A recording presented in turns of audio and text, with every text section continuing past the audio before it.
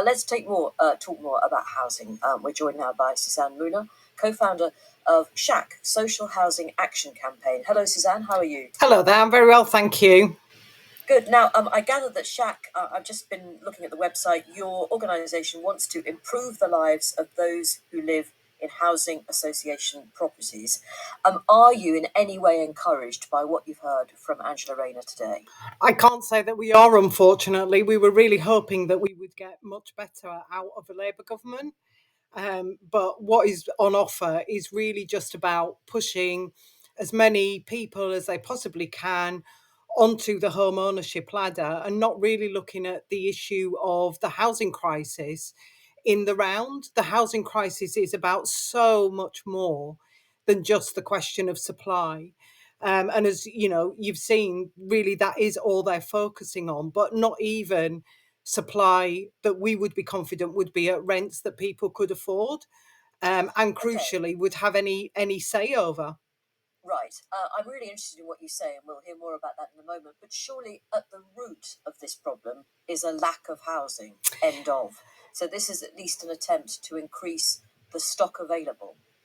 It's not really, if you're not building homes that are in the right places and at prices that people can afford. For example, there is no restriction on how many of these homes would be shared ownership, which we know is one of the worst possible tenures for people. It's the worst of both worlds. What's wrong with shared ownership? Well, first of all, people will supposedly, usually with a mortgage, own a percentage of their home and then pay rent on the other proportion that they don't own.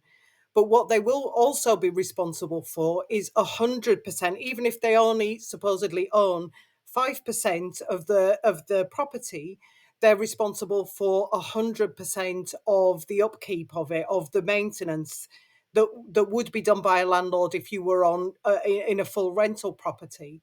So you have to pay, but you don't have control over who does that work. Because the landlord will have its own contracts with its own suppliers and maintenance providers, so you wouldn't have any control, for example. So effectively, you're talking about hidden service charges. Yeah, and service charges are also a huge problem in their own right. I mean, we talk about service charge abuse, and this is a huge problem, right across the country in all sorts of different housing, but particularly we found it in housing associations. So what would help? What about rent control? Well, we would be very, very keen on rent controls, really, to start to bring down the temperatures in the private rented sector in particular. For example, even in New York, there is on private rented accommodation, there are some controls over rents, and lots of European cities have this as well.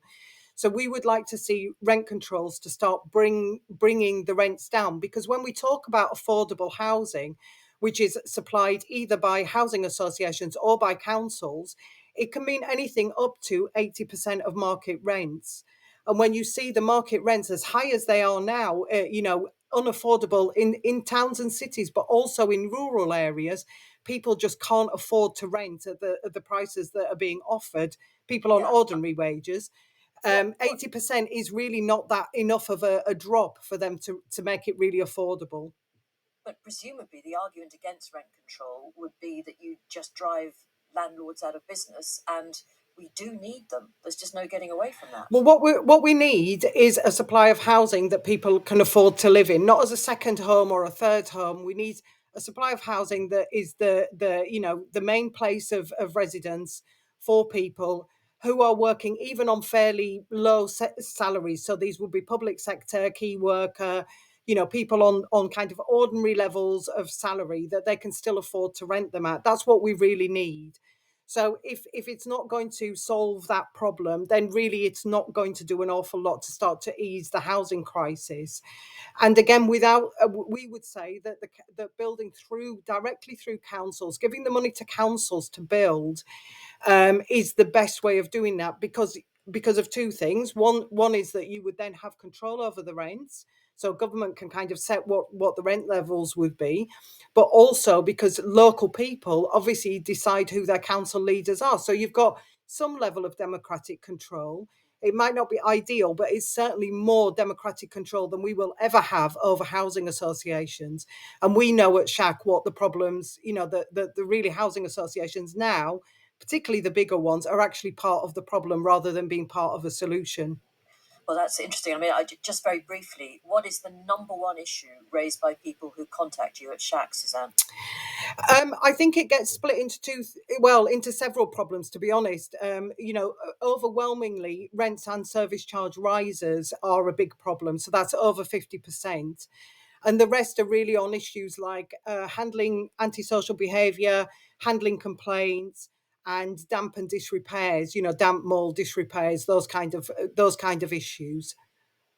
And if you just had a couple of minutes on the phone to Angela Rayner, what would you say to her? I would be pitching for council house building, properly giving money to councils to build. And just one thing I would say, this thing about the cost to the country. I think what is rarely discussed is the huge cost to the country of bad housing and the problems that homelessness causes. Homelessness in all its forms, including temporary accommodation. But even the NHS, for example, or the House of Commons research estimates 1.4 billion a year spent by the NHS treating the effects of poor housing, and that's something that is a huge cost to the country. Obviously, very damaging to the people who are having to live through it. So we can really start to look at some of the cost benefits of investing properly in public housing. So your message is give the money straight to the councils and let them get on with it. Let them build, yeah, and support councils to build. Council housing would be the place we would start. There would be other demands that we'd be putting. Okay, I really appreciate your time. It'll be